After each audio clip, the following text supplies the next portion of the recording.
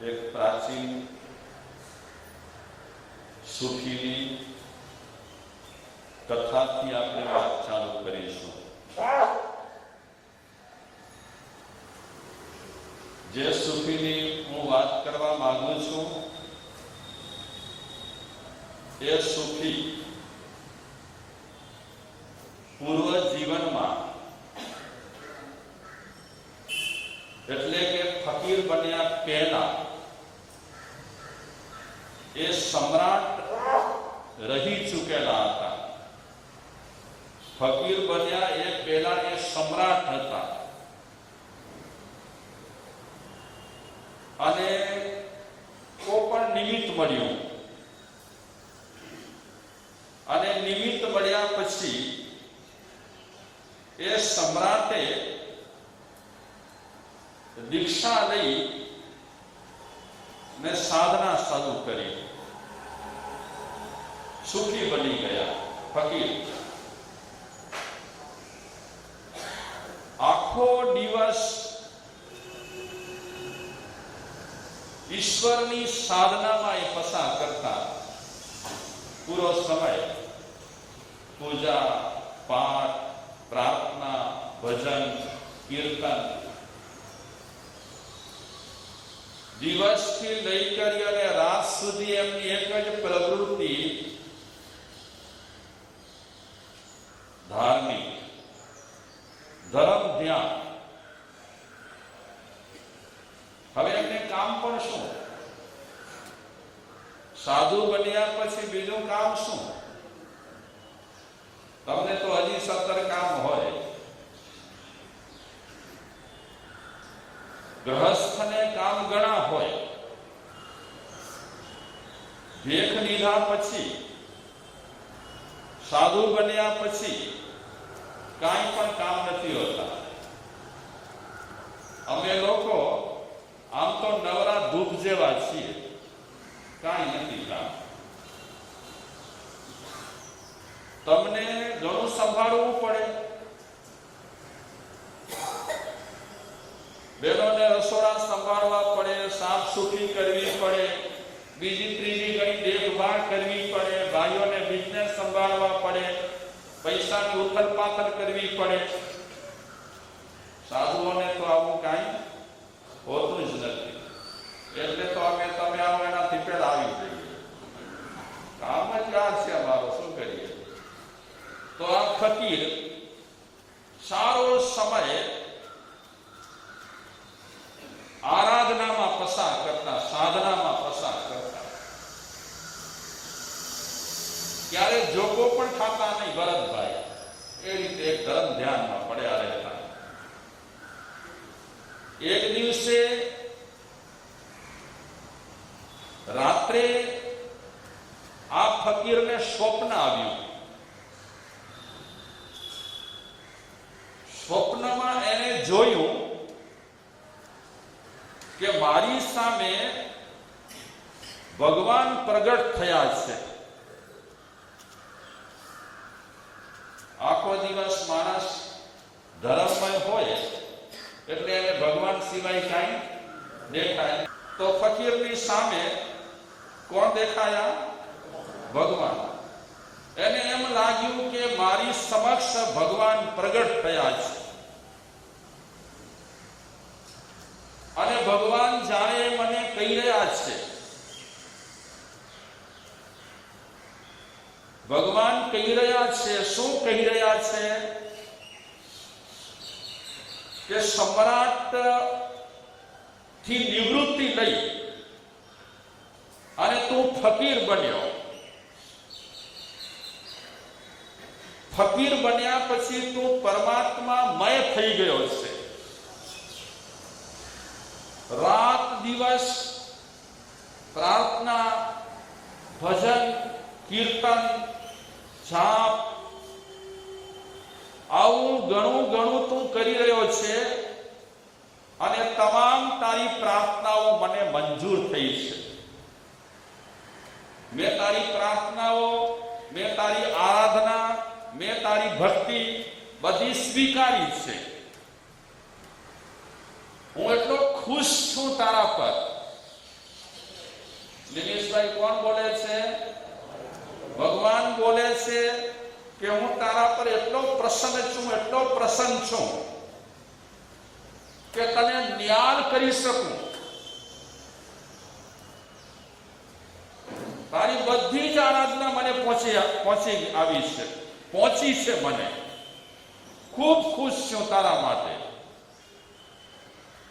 તારે જે માગવું હોય તે તું માગ. સ્વપ્ન છે અને ભગવાન કહી રહ્યા છે કે તને જે માગવું હોય તે માગ. તે એટલી ભક્તિ કરી, એટલી સાધના કરી, એટલી પ્રાર્થનાઓ કરી કે હું પ્રસન્ન છું તારા પર. ફકીર કાંઈ બોલતો નથી. ભગવાન બોલી રહ્યા છે અને ફકીર સાંભળી રહ્યો છે. મોટા માણસો બોલતા હોય ત્યારે નાના માણસે ચૂપ રહેવાનું, એની પૂરેપૂરી વાતો સાંભળી લેવાની. અને આ તો ભગવાન છે. ફકીર એક શબ્દ પણ બોલ્યો નથી. ભગવાન જે કહે છે તે સાંભળી રહ્યો છે. ચૂપ છે ફકીર. એટલે ભગવાન પોતાના હાથમાં એક ધારદાર તલવાર રાખી કરી અને ફકીરને કહે છે કે લે આ તલવાર. શું આપે છે ભગવાન? તલવાર આપે છે. ભગવાન કહે છે સ્વીકાર કર તલવારનો. ફકીર સ્તબ્ધ થઈ ગયો કે મેં આટલા વર્ષો સુધી સાધના કરી, પરમાત્મા માટે અને પરમાત્મા મને પ્રાપ્ત થાય એટલા માટે મેં આટલી ભક્તિ કરી અને ભક્તિથી પરમાત્મા તો પ્રગટ થયા છે, પણ પરમાત્મા અત્યારે મને શું આપી રહ્યા છે? તલવાર આપી રહ્યા છે. ભગવાનને પૂછે છે ફકીર કે દેવતા, મારા પ્રભુ, તમે મને તલવાર ધારદાર આપી રહ્યા છો. આ તલવાર લઈને હું કરું શું? પરમાત્મા કહે છે કે બેટા, આ તલવાર તારા હાથમાં હશે તો તું વિશ્વ વિજેતા બનીશ. આ મારા હાથે જે તલવાર અપાઈ રહી છે એ અજેય શસ્ત્ર છે. અજેય શસ્ત્ર કે તને કોઈ જીતી ન શકે, તું બધાને જીતી શકે એવો આ શસ્ત્ર છે. લઈ લે, સ્વીકાર કરી લે. આ તલવારથી આખી દુનિયાને તું જીતી શકીશ અને પૂરી દુનિયાને જીત્યા પછી તું વિશ્વ વિજેતા બનીશ.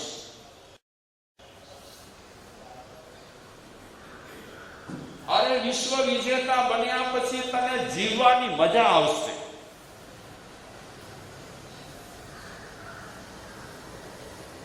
ફકીર તલવારને જોઈ રહ્યો છે. કોના હાથમાં છે? ભગવાનના હાથમાં. અને ભગવાનના હાથેથી તલવાર મળતી હોય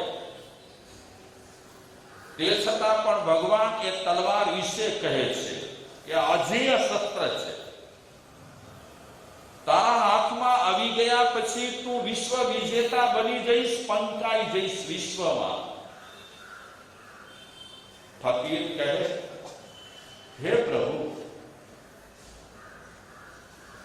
હમણાં જે મારી પાસે હતું ને,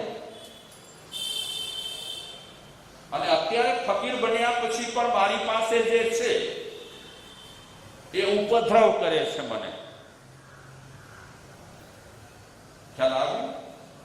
હું સમ્રાટ હતો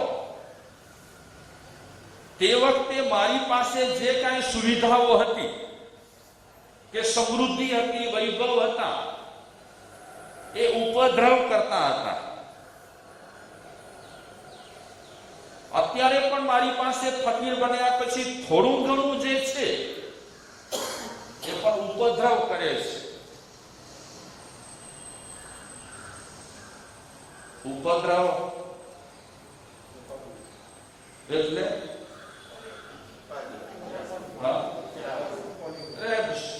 સુખ ચેનથી આપણને જીવવા ન દે. આમ જો આપણને થોડી સંપત્તિ મળે તો પણ ઉપદ્રવ ચાલુ હોય. ભલે આપણે ઈચ્છી રહ્યા છીએ કે મને ઘણું ઘણું મળે, પણ એ સાથે એ પણ આપણને સ્વીકારવું પડશે કે ઘણું મળશે ત્યારે ઉપદ્રવો પણ ઘણા મળશે. આમને આ મફતમાં નહીં મળે. એક પર એક ફ્રી.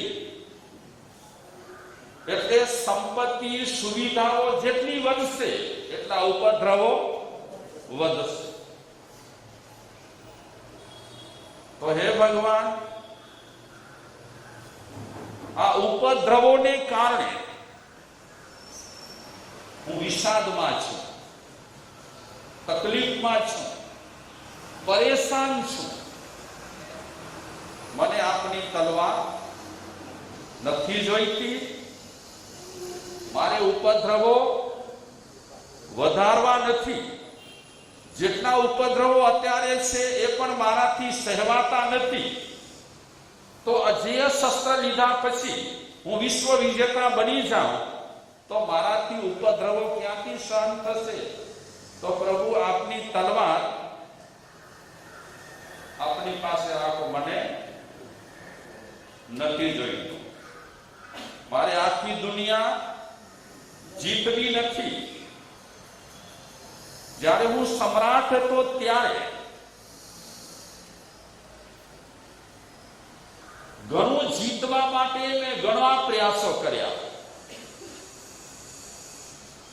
હવે એનું એ કાર્ય મારે કરવું નથી, અને એનું એ કાર્ય કરવું ન હતું. એટલા માટે સમ્રાટની પદવી તજી કરી શું બન્યો છો? ફકીર બન્યો છો. મને લાગ્યું, મને સમજાયું કે આ પદવીઓ ઉપદ્રવનું કારણ છે.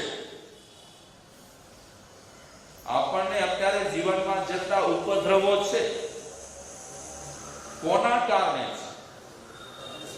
આપણા કારણે કે બીજા કોઈના કારણે? જેટલાય ઉપદ્રવો અત્યારે આપણી લાઈફમાં છે અને જેટલાય ઉપદ્રવો અત્યારે આપણે ભોગવી રહ્યા છીએ એ ઉપદ્રવોના કારણ રૂપ આપણે પોતે રહેલા છીએ. પહેલા આપણે ઝાડ ગૂંથીએ અને ઝાડ ગૂંથતા એ ઉપદ્રવોમાં આપણે જ ફસાઈએ. આપણાથી પેદા થયેલા ઉપદ્રવો છે. ફકીરે ના પાડી કે મારે આ કાંઈ જ નથી જોઈતું, તલવાર બલવાર આપની પાસે રાખો. પ્રભુ આપના દર્શન થયા, આપને મેં સાક્ષાત જોયા, એમાં મને બધું મળી ગયું. હવે મને ભેટની કોઈ જરૂર નથી. બસ ભગવાન આપના દર્શનથી મને સંતોષ છે. ભગવાન કે એમ નહીં ચાલે. શું આવ્યું છે ફકીરને? સપનું આવ્યું છે. એ ભૂલજો નહીં તમે. આ સપનામાં બધી વાતો થઈ રહી છે. ભગવાનને ફકીર કહે છે મને કોઈ જ વસ્તુની જરૂર નથી, કાંઈ જ તમન્ના નથી. હું પ્રાર્થના આપની કરતો હતો, કોઈ વસ્તુ લેવા માટે નતો કરતો. અમસ્તા આપના પ્રત્યે મને ભક્તિ હતી અને ભક્તિને કારણે હું આપની આરાધના પ્રાર્થના કરતો હતો. મને કાંઈ જોઈતું નથી. પણ આ ભગવાન છે, સાક્ષાત આવ્યા છે એટલે આપ્યા વગર તો રહેશે નહીં. ભગવાને પોતાની આંગળીમાંથી એક અંગૂઠી કાઢી. એ અંગૂઠી એટલી કિંમતી હતી અને એમાં જે હીરો હતો એ તો બહુ જ કિંમતી હતો.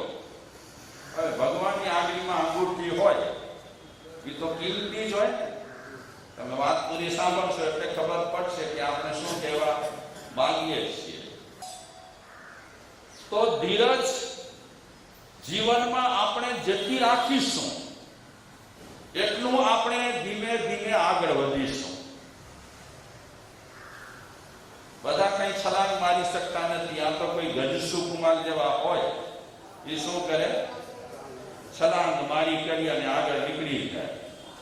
બાકી તો આપણું જે કામ થશે ને, આપણો જે પ્રોસેસ છે ને એકદમ કેવો છે, મંદ ગતિનો છે. તો એટલી આપણને ધીરજ રાખવી પડશે. જે કાંઈ જીવનમાં તકલીફો આવશે એ તકલીફો આપણને સહન કરવી પડશે. ભગવાને હાથ લંબાવ્યો, હાથ લંબાવી કરી અને ભગવાન કહે છે કે લે આ વીંટી. ભગવાન કહે છે આ વીંટી અમૂલ્ય છે અને આ અંગૂઠી તું તારા હાથમાં લઈશ ત્યારે વિશ્વમાં તું અદિત્ય બનીશ. એટલે તારા જેવો કોઈ નહીં હોય અને વિશ્વમાં ટોચનો તું ધનવાન થઈશ. આ બધી વાર્તાઓની હકીકતો છે અને એમાં પણ આ શું ચાલે છે, આ વાતમાં તો સ્વપ્ન ચાલે છે. લડાઈ લડવાની તો ના પાડીએ ભાઈએ. હું આ અંગૂઠીની વાત કરું એનાથી પહેલા એક સરસ મજાનો સુવિચાર છે, બહુ સરસ. કે આપણે આ દુનિયામાં આવ્યા છીએ તો શેના માટે આવ્યા છીએ? આ દુનિયામાં આવ્યા પછી આપણને શું કરવાનું છે, શું કરીએ તો આપણો ફેરો સફળ થાય, એના માટે સરસ સુવિચાર છે. जीवन में खुशी का अर्थ लड़ाइयों लड़ना नहीं. जीवन में खुशी का अर्थ लड़ाइयों लड़ना नहीं.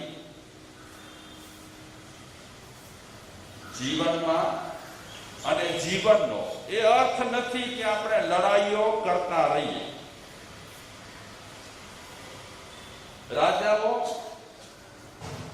મહારાજાઓ પહેલા હતા એ લડાઈઓ કરતા હતા, રાજ્યો માટે કે બીજી ચીજ વસ્તુઓ માટે. કે ચેડા કોણિકનું યુદ્ધ થયું તો એ યુદ્ધમાં શું ખપતું હતું એમને?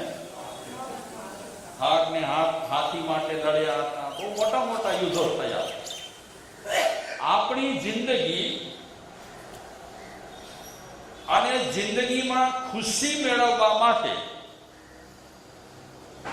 એવું આપણને નથી કરવાનું, બસ લડતા રહેવું, લડતા રહેવું, લડતા રહેવું.